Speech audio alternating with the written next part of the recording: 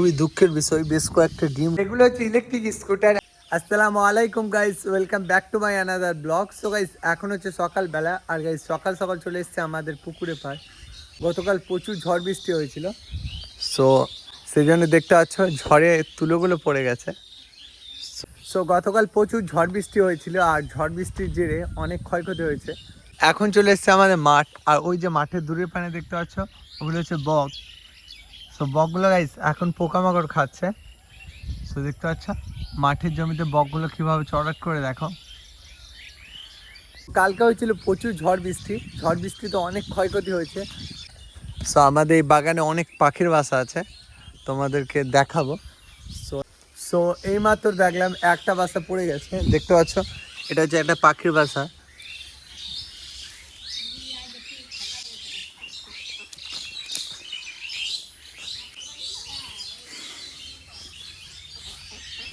So এটা হচ্ছে একটা পাখির বাসা, আর এই বাসাটার মধ্যে কালকে ঝড়ে ফেলে দিয়েছিল। সো আমরা দেখবো এখন পাখির বাচ্চা আছে নাকি।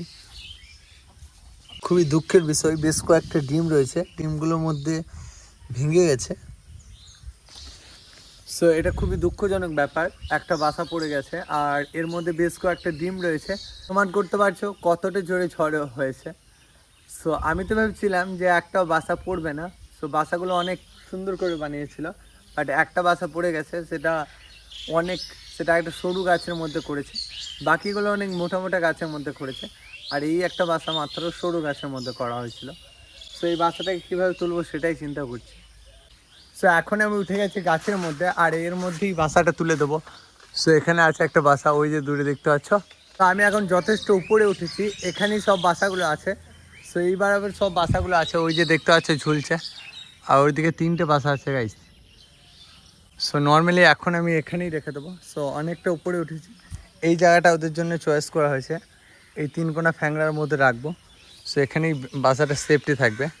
তো চলো একটু পর দেখা যাবে পাখিগুলো এখানে আসে কি আসে না, সেটাও দেখবো। পাখি সো একটা দড়ি নিয়ে এসেছি গাইস। সো এই দড়িটা দিয়ে বেঁধে দেবো এখন ভালো করে বাসাটা, তারপরে নামবো। এখন বাসাটা বাঁধা কমপ্লিট হয়ে গেছে, আর এই আশেপাশে এই 3টে বাসা আছে। তো যেটা পড়ে গেছিলো ওপরে তুলে দিয়েছি, ওই হচ্ছে ওই বাসাটা। তো পাখিগুলো দেখতে পাচ্ছি দূরে আছে, ওখানে বাসাটা ছিল প্রথমে, ওই যে পাখিগুলো রয়েছে। তো সো এখন শুধু দেখার অপেক্ষায় যে পাখিগুলো এই বাসার মধ্যে আসে কি আসে না। আর পাখিগুলো থাকলে অনেক সুন্দর কিচিরমিচির করে। সো ঝড় বৃষ্টিতে পাখির বাসাগুলো পড়ে গেছে, তো সেই জন্য তুলে দিলাম, অনেক ভালো লাগছে। আর বেশ কয়েকটা ডিমও ছিল দেখতে পেলে তোমরা, তো সেই জন্য আরও তুলতে হলো, নয়তো বাচ্চা হবে না আর পাখিগুলো কমে যাবে এখানে আমাদের। সো কালকের ঝড় বৃষ্টিতে অনেক ক্ষয়ক্ষতি হয়েছিল, তেমন তুলোগুলোও পড়েছে আমাদের। তো এর মধ্যে কি আছে তোমাদের গাইস, এইটুকু জিনিসটা দেখতে পাচ্ছ, তো এর মধ্যে কি আছে দেখাই যাচ্ছে, দেখতে পাচ্ছ অনেক তুলো থাকে গাইস। এই তুলোগুলো কিন্তু অনেকটা আছে, আর এখানে সেইগুলো কিন্তু দারুণ লাগে, এগুলো উড়াতে, এগুলো কিন্তু অনেক সুন্দর।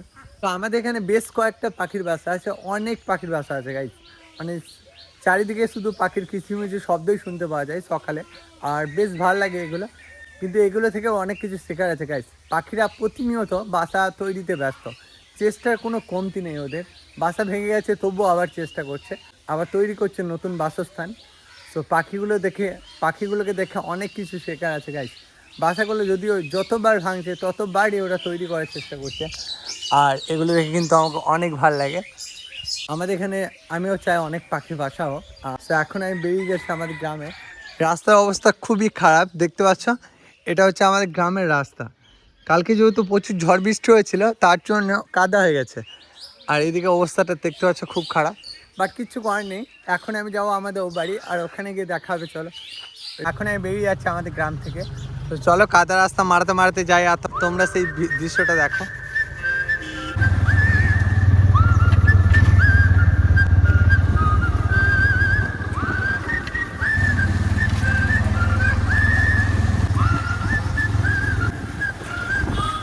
তো এখন চলে এসছে আমাদের এ বাড়ি, আর এ বাড়িতে গাইস সব উলট পালট হয়ে গেছে বৃষ্টির জেরে। সো এইদিকে দেখতে পাচ্ছ এখানে গাইস বুলদা বাসা করেছে, কি খতরনাক গাইস। সো যদিও বৃষ্টির কারণে সব উল্টো পাল্টা হয়ে গেছে, আর একটু মোটরটা বন্ধ হয়ে গেছে। সো এদিকে ট্যাঙ্কিটা পরিষ্কার করা হচ্ছে, কাকাজি করছেন। আর এই ঝড় বৃষ্টির কারণে দেখতে পাচ্ছ সবাই ঝড় বৃষ্টির কারণে গাইস গাছগুলো অনেক ভেঙে গেছে আর সেই জ্বালানিগুলো নিয়ে যাচ্ছে। কাকা কেমন আছেন?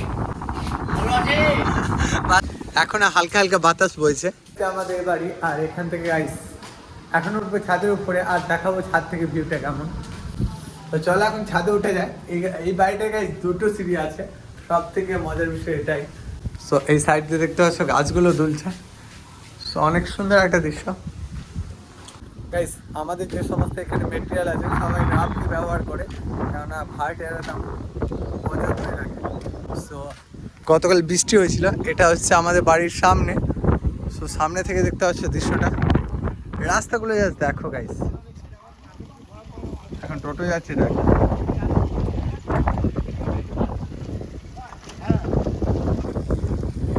যদিও বৃষ্টির কারণে অনেকটা ক্ষয়ক্ষতি হয়েছে, বাট ওয়েদারটা অনেক ঠান্ডা আছে আর ধান কাটা হয়ে গেছে এখন, সে কারণে অনেকটা ভালো লাগছে।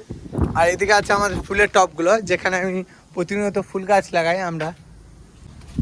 এটা হচ্ছে মাঠের দিকটা, ওই যে আছে কাকা, আমি যাচ্ছি জি।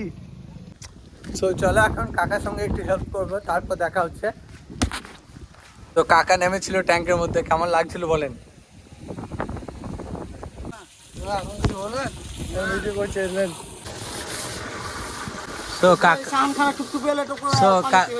কাকা দেখতে পাচ্ছ কাকিমা রেগে পালিয়ে গিয়েছে বাড়ি থেকে।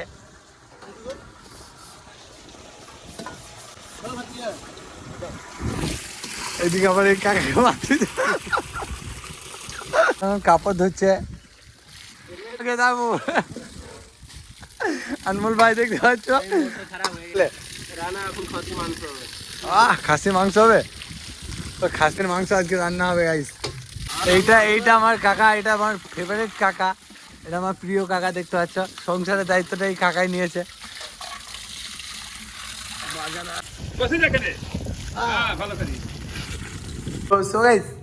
সো এগুলো হচ্ছে ইলেকট্রিক স্কুটার, একবার চার্জ দিলে 70 কিলোমিটার মাইলেজ দেবে। তো এগুলো গাইস ইলেকট্রিক স্কুটার, একবার চার্জ দিলে 70 কিলোমিটার মাইলেজ দেবে। সো আজকেও একটা কাস্টমার নিয়ে গেছে। সো গেস করো কোন কালারটা নিয়ে গেছে। সো বাইরেও আছে। সো এটা হচ্ছে আমাদের showroom address, Jasmine and Ariyan electric scooter showroom, Mangalkot মোড়, নতুন হাট, মঙ্গলকোট মোড়। সো গাইস তোমরা যদি ইলেকট্রিক স্কুটার নিতে চাও তাহলে আমাদের শোরুমে চলে আসবে। সো আজকে সারাদিন গাইস আমি শোরুমেই ছিলাম। সো এখন প্রায় সন্ধ্যা হয়ে আসছে। সো এটাই ছিল আজকের ব্লগ। ভালো লাগে লাইক করে দিও, আর চ্যানেলে যদি নতুন হয়ে থাকো সাবস্ক্রাইব করো, পাশে দেবো। টাটা বন্ধুরা, আবারও দেখা হবে নতুন কোনো ব্লগে। বাই।